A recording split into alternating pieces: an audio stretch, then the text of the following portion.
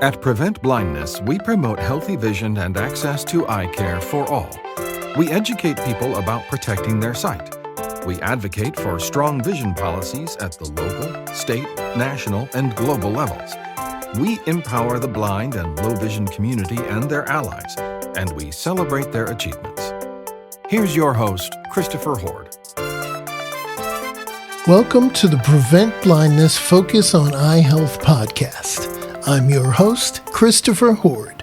In this episode, we explore the happy topic of quality of life for the blind and low vision community. We speak to two individuals who lead unique efforts to promote a full life balance for their clients. One specializes in exercise and nutrition for blind and low vision people. The other helps provide music lessons and other musical resources for blind and low vision people who want to learn how to express themselves through music.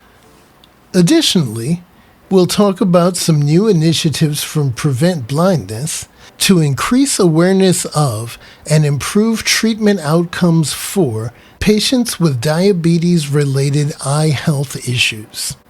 Finally, September means a return to school for many people.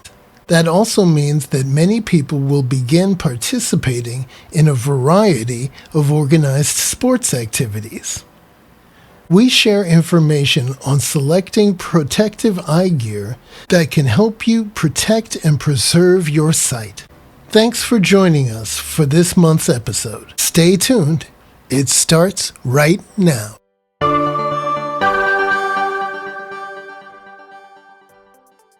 News. Prevent Blindness launches new initiatives to support diabetes-related vision care. Diabetes is a condition that touches the lives of almost every American. The Center for Disease Control estimates that about 1/3 of all Americans will experience diabetes in their lifetimes. And, in turn, diabetes is one of the leading causes for blindness in working-age adults. This is why Prevent Blindness is creating new initiatives to help improve outcomes for people with diabetes and vision-related healthcare issues.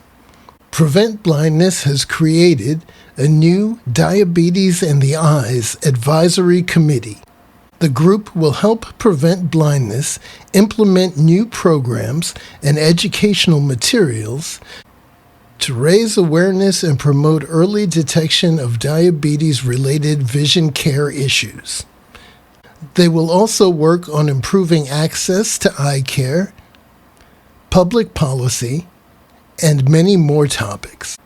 The all-volunteer committee includes leaders in ophthalmology, optometry, diabetes healthcare, policymakers, members of the diabetic community and of the blind and low vision community, and many more. Prevent Blindness invites you to explore our online Diabetes and the Eyes educational toolkit. We've curated useful fact sheets and infographics to help you learn more about diabetes and vision care. They are suitable to be printed as handouts or shared on social media. There is also information on a special course for educators to help you teach students about this important topic. For general diabetes-related eye health information, please visit preventblindness.org/diabetes. For more information about the Diabetes and the Eyes toolkit, click the links in the show notes below.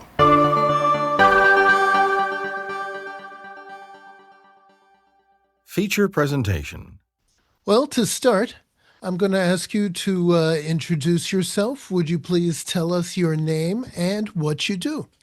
Hi, my name is Dawn Wells. I am the founder and executive director for Angel Eyes Fitness and Nutrition.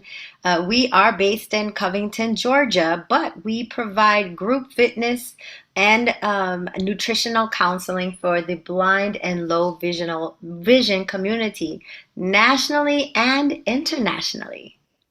Okay, thank you very much.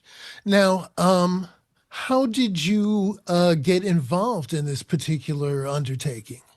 It's interesting because I am sighted, and about 9 years ago, I was asked to teach a class for the National Federation for the Blind for a Zumba class, and and at the time, and Zumba is a non-verbal uh, activity, right? Fitness program. And so I was like, well, how am I supposed to do that? And at the time, the president was Garrick Scott. And Garrick, he was like, oh, I met with him. And he said, okay, you could teach it on the Braille cell. And he explained to me how the Braille cell worked. And let me just back up a little because I actually was not supposed to do this class initially. It was actually my sister that was supposed to do it. And she assigned a protege, and her protege got into a car accident 1 week before the event. So Uh, I then was asked to do it. And I was like, okay, sure. And then she said, oh, did Pam tell you that the participants are blind? And I said, what? I was like, no, she didn't. So again, now fast forward, I met with Garrick. He said, okay, teach on the brow cell. So he taught me how to do that because he had done Latin dancing.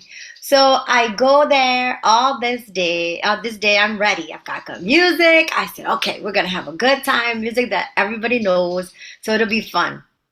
And I go to the first group. It was two 30-minute seconds. I said, okay, this is what we're going to do. And I said, okay, we're going to do it on the Braille cell. And nobody in that group knew Braille. I said, Garrick set me up. So, and they were a younger group. They were like youth that had been going to the blind school, but they did not know Braille. And I was like, "What? Spanish people know Spanish? Black people should know Braille. What do you mean you don't know Braille, right?" And so it was so funny, but we still I said, okay, we're just gonna do something, and I got active and got them moving, and we had a good time. And I was like, shoot, thank goodness that over. The next group came, they were a little bit more mature. So I said, okay, they will be able to do this. I was like, okay, we're gonna do this on the Braille cell. And only a few of the folks in that class knew Braille. So this is the state convention, by the way, for NFB. So and I said, okay. So we just marched in and we marched around and had our good time. I was like, okay, this is over. Let me get the heck out of here before they start throwing eggs. a few weeks later, Chris, a few weeks later, I got a call from a young lady by the name of Vanessa Meadows. She was over a program here, and she said, "Oh yes, I was told that you were a fitness instructor for the blind." And I said, "Who?" I said, "Are you sure you mean me?" And she said, "Yeah, didn't you just do the state convention?" So I said, yeah." So she invited me to do a 6 week series. At the time, I was also a belly dancer, so she invited me to come to do belly dance, and my heart said yes. My mind was like, "Are you crazy?" But I followed my heart, went and did the class, and I had such a phenomenal time. I realized there was a need, right? And I could feel it. So I asked if I could stay on after that 6 week as a volunteer, and once a month I would teach the class. And that was 9 years ago. That was we were in downtown Atlanta then, and we are now fast forward to today. We have on-site classes in 4 different locations around Georgia, and we just started classes on site in New Orleans and Shreveport with our partnership that we have with AmeriHealth. So it's a huge blessing. During COVID, we were able to reach folks from all over the country, and then eventually I was able to present to the continent of Africa and tell them about Angel Eyes as well. And so we have folks that have joined from there, probably 33 different countries now. So Wow. that's the story. Well, that's great. Now, I want to ask because I know that, especially I'm a blind person myself, Mhm. and it is kind of a challenge as far as exercising. I used to just love to go for long walks, and Right, sometimes that's just not practical. right. And What are some of the things you've found, I guess maybe that are difficulties for blind people to overcome, or ways that you reach out to them to help them be comfortable getting into this area? So I have not come across anyone that could not do the class because it's tailored for the blind specifically. So the instruction is very thorough and very descriptive. What I have learned is not to take anything for granted and assume that someone will understand a specific way of instruction. If, for instance, saying front and back, when I really mean go to the front and then bring your foot back to the center. So I find that it's just you just have to be very descriptive and for those that are participating that are just completely uncomfortable, ask questions. It's these classes are not here for fun. I mean, they are a lot of fun, but they're here to be helpful and as a tool and a resource to help empower, to assist with empowering the blind and low vision community. So just ask questions. But to answer your question, I have not had an individual that could not do a class. It's more so a matter of their comfortability with asking questions so Okay. that the instruction can really be tailored for them to understand. All right. Now, I believe from what we were talking about before we started the interview, you mentioned to me that or Angel Eyes in general, has an event happening in September. We do. We have an event coming up. It is Saturday, September 13th. It's a walkathon and it's virtual. So people are forming teams all over the country, and we're all going to jump on Zoom at 11 and do our intros. Then we go out and walk for 1 hour in our respective areas, and then come back and close things out.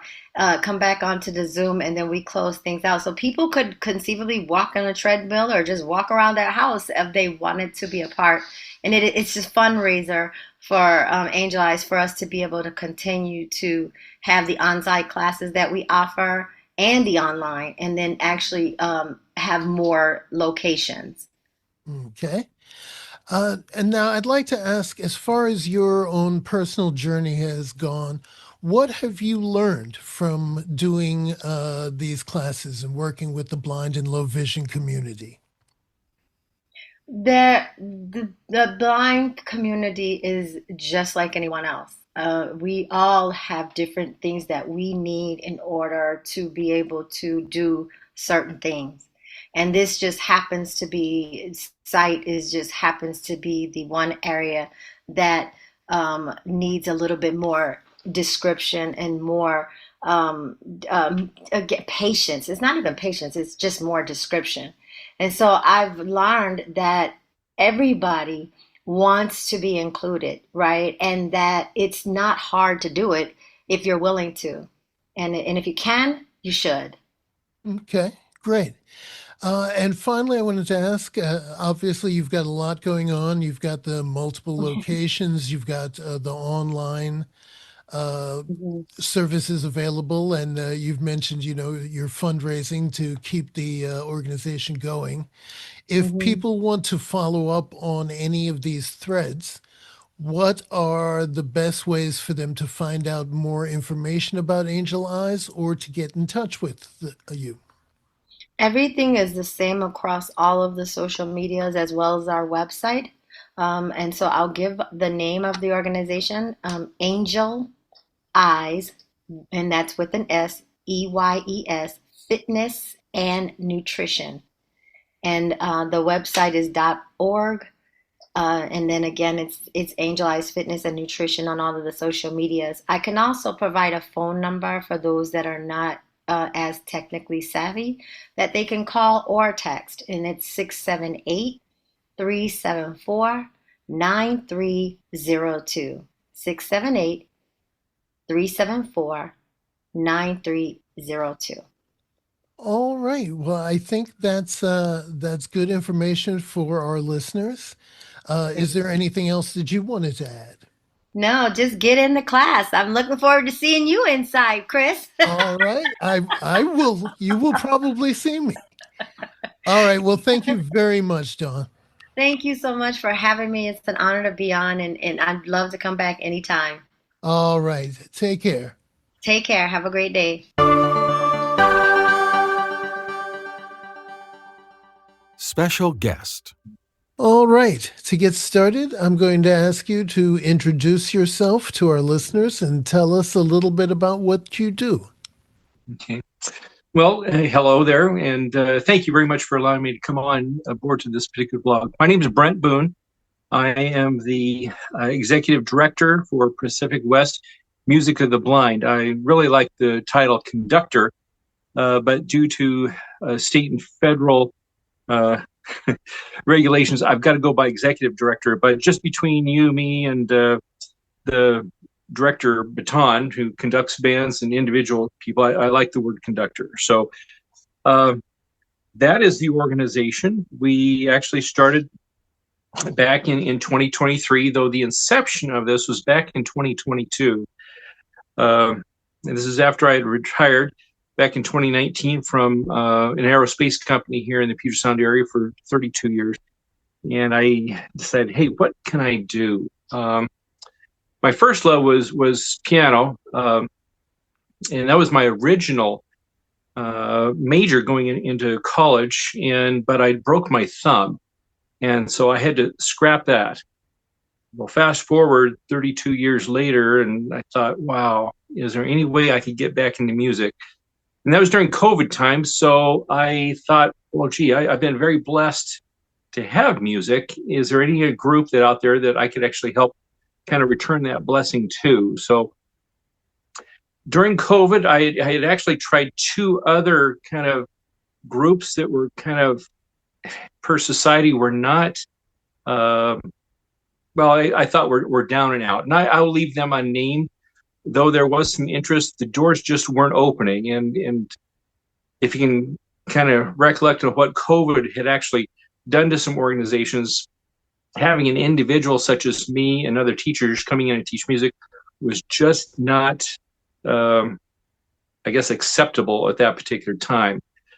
So I did some calling around to see if I could actually teach virtually, and I did happen to wind up, and I thought, well, wait, hey, what about the blind community? So I kind of went through the pages, and not the yellow pages at the time, but website pages, and I happened to run into a chapter here in the Puget Sound area for Washington Council of the Blind, and I ran into a person by the name of Marilee Richard, and we had a great conversation.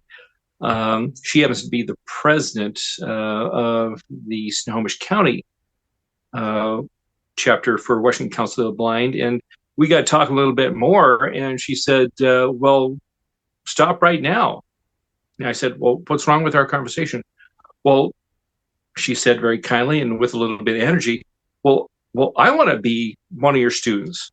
And I kind of chuckled, and I said, well, let's go ahead and give that a shot. Let's do that. So that was back in summer of 2022, and thankfully she's been able to put up with me, and we've had lessons ever since. But I did have a hiccup about mid to late 2023 in the sense that she said, Brent, this is kind of cool, but I think we got to stop. I said, oh, Marilee, what's going on here? What's going on? Have I done something wrong with our lessons? And we had been having lessons about every other week, every third week or so at her place there in Everett. And she said, Brent, I think I've had enough, and I think we need to do this virtually. Well, with her being, blind, low vision, and I'm very sighted, I said, well, how is that going to work? I thought she was going to basically break it open. Well, she said, no, Brent, I'm going to teach you a little bit more about Zoom and Skype and some other tools. So what's been kind of remarkable, and I didn't see it, is that I'm learning a lot as I work with not just Marilee, but several others here as I've been teaching a few other students here in the area, ranging all the way from ages of 7 to, I'd say, just a little bit north of 70. So, okay. yeah, hopefully that kind of provides you a little bit of initial input on how I started this. Okay, definitely. Now tell me, are there specific challenges you've had to deal with as far as doing these remote lessons with blind clients? Okay, that's a really good question.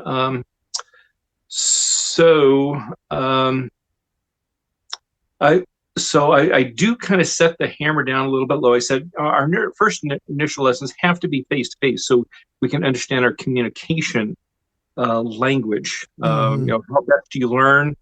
How best just how communication works, because a lot of it is tone.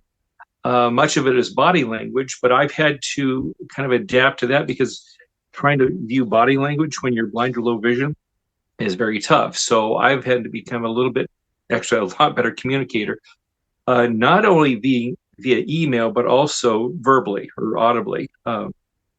So um, once I understand that the student has a good grasp of literally of a keyboard where you have those synchronizing raised notes, they're black notes for the sighted people. They're on a keyboard where you can actually identify A through G pretty easily. Then it's much easier than to go ahead and teach piano virtually. Hmm. Okay. So, yeah. So, and I also wanted to ask you, and for transparency's sake, I participate sometimes in your musician interest group, but you also have a related group that meets online of blind musicians. Tell us a little bit about that. Yeah, thank you very much. And I'm really excited to have your participation in that. Yes, those would be monthly musician interest meetings that I do hold on the fourth Tuesday of each month. And I'll reiterate the time and the date on that a little bit later as I close out for connection points or contact points. And those are basically formats anyway, or forums anyway, where as a blind or low vision person can come in and play a part of a piece, play an entire piece, or just sit and listen. And that has been very exciting, and then also very encouraging. Because I've had some people come on and listen for 2 or 3 months, and then they finally play just a part of a song. So it's a very nurturing environment, very encouraging in the sense that after a person plays, we get a comment on what we heard, what was expressed. And so pretty much we've got a whole bunch of virtual smiles going all over the place. And that's been quite fun. Even been fun on my part. Being a sighted person, I can't really show my talents, but I've said if anybody is really kind of reluctant to play, I'd be willing to play backup or a secondo portion if anybody wants to play primo. And that actually took place this last year with a gal from Covington, just south of Seattle area, about in the Kent area, and she asked me to play a Christmas carol called the Carol Star, and I was not familiar with that at all. But if you can imagine, here I'm sitting up northeast of Seattle in Maltby. I'm playing a synth with strings in the back of it, and she's playing lead violin. And I had people from Bellingham to Vancouver and Pasco listen on it and said, wow, we're not really hearing any latency. So we've been blessed technologically to not have latency when these meetings have been here. That's not to say that we haven't in the past, but it's been very nice to have that particular feature. And there have been some other collaborations that have taken place beyond that duet that I've had, and that's been very nice. Not only on the music side, but there have been some technical conversations about how to master songs. Also talked about software on how to layer different patches. So that has been very encouraging as more electronic music and digitizing music has actually come on the scene for this particular group. Hmm. Okay, and tell me this because as you mentioned, this is a fairly young organization. What are you looking to for the future? What are your hopes, say, for the next year or two? Okay, so yeah, so it's kind of a bifold vision here in the sense that I want to continue the individual growth. So the first one, it happens to be let's grow individuals and individuals, even including duets, and having more people come on board to the musicians interest meeting. So this way they can get used to playing in front of people. And primarily it's throughout the state, as I mentioned some cities earlier, to get that confidence and get that um, kind of umption to want to perform in front of other people. And that has been very helpful because these monthly formats, have allowed people to become and sign up to talent shows and showcases at such conventions as the NFB in Vancouver and the WCB convention in SeaTac area. And I've just been delighted and thrilled to see some of the talent that is there that wouldn't be there if they didn't have kind of the practice that we had for our MIM, monthly information month music. Excuse me, musicians interest meeting. Ultimately, I would like to have a physical forum at a church or a performance center or some other place in which we have 20 to 25 individuals performing at one particular venue. So that's going to be down the road, and I need to actually secure some insurance because none of these particular venues want to just have me come in without any kind of form of liability or insurance waiver on Hmm. that. The other feature is trying to get people of blind low vision, trying to have them transfer themselves or get travel to a particular location and back and forth. That is a huge factor that I'm Yeah. talking with my board on how best to do that. So that's a primary vision for individual growth. The other aspect, number two, would be a team growth in the sense that I have asked my board, and it's been quite a while now, um, to initiate a marching band for blind low vision. And I thought I would be voted off my board when I brought that up to them. And there was some delay when I asked that question, and then they said, "Well, good luck with that." And one of them chuckled very kindly and said, "Well, we'll support you, but you've got to do all the footwork." And I said, "Yes, I want to do that because I think there is some potential, high potential with that because of all the technology around here and all of the music talent that is out there in the blind low vision community." So that is in work in the sense that I am in contact with some state agencies to, one, try to garner some school district resources such as equipment, music equipment, music instruments, as well as uniforms, because I do not want to march in this particular band with just jeans and t-shirts. Hmm. So I just don't want to do that. Number two is actually getting some individuals, and that has been a tough road, Christopher, in the sense that I've gone to a little bit more than a couple handful of school districts and other agencies, and there's a lot of interest, but trying to get down to where the individuals are and ask them, there's quite the gauntlet to get through, and I have not been able to get through to see if there are individuals. So that's why I doubly appreciate you let me talk here. So as others are listening here, who are blind low vision or are guardians or parents of blind low vision, that they may have some interest in a marching band. If so, I would please like to chat with them and talk to them about the vision here. Sure So thing. the third aspect is that I don't want to have this marching band marching with fishing line or bamboo poles to make sure there are straight rows and columns. This is pretty exciting in the sense that I said technology has come a long way. Well, I've been working, I and my board, one particular individual who's a former tech fellow at a large aerospace company here, have been working on some technical functional requirements to develop a haptics device to be worn by the marchers and the drum major to make sure rows and columns are intact as the entire marching unit is going forward. Not only marching straight, but most parade routes have a curve, either 15-degree turn to the left or 90-degree turn to the right.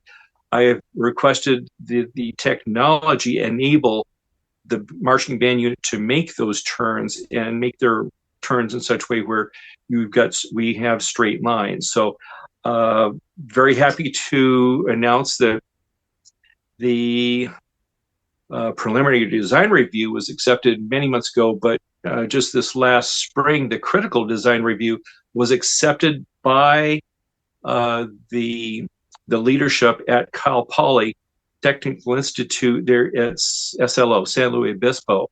And so the design has been set now. It's just a matter of getting a prototype, testing that prototype, working it with the local radio technology, and then actually testing it out with a few individuals. And I do want to be one of those testers, to tell you the truth. So I will be blindfolded. I may have to and put on a drum, and I want to test that out with a few others. So safety is going to be has already been designed, and it will continue to be tested out before we actually get onto our first parade route. So that would be kind of the team growth that I'm looking at, and those are the two kind of the highlights that I'm trying to work on: individuals and then the team growth for Pacific West Music Blind. Okay. And now that you talk about some of the things that you've got in mind for the future, let's go ahead and what are the best ways that listeners can follow up if they are interested in participating in the group or the online interest group or any of your future endeavors? Yeah, thank you. So probably the best way to get a hold of me is by my email address is at brent.s as in Sam.boone, Boone without an E, at gmail.com. And the other one would be reaching out and looking at the website of Pacific West Music of the Blind. And that would be under two names. So the letters pwmotb.com or .org. So it'd be the letters Pacific West Music of the Blind.com or .org. And that would probably be the best way to go about and kind of just kick the tires, take a look and see what's out there. Now, it's not up to date, but at least it's a front door people can knock on if there's any inquiry about what's going on, to see what's going on. There's a contact there. And if I could make one last plug there, is that once you contact me, if you're interested, I do want to invite you to the Musicians Interest Meeting on every fourth Tuesday of each calendar month, with the exception of February, because that runs right into kind of a whole bunch of vacation holiday time period. But that fourth Tuesday at 7 p.m., I run that virtual meeting, and I would like to have anybody who's interested, who will play just part of a piece, a whole piece, or just come in and listen and encourage others with their musical growth and endeavors.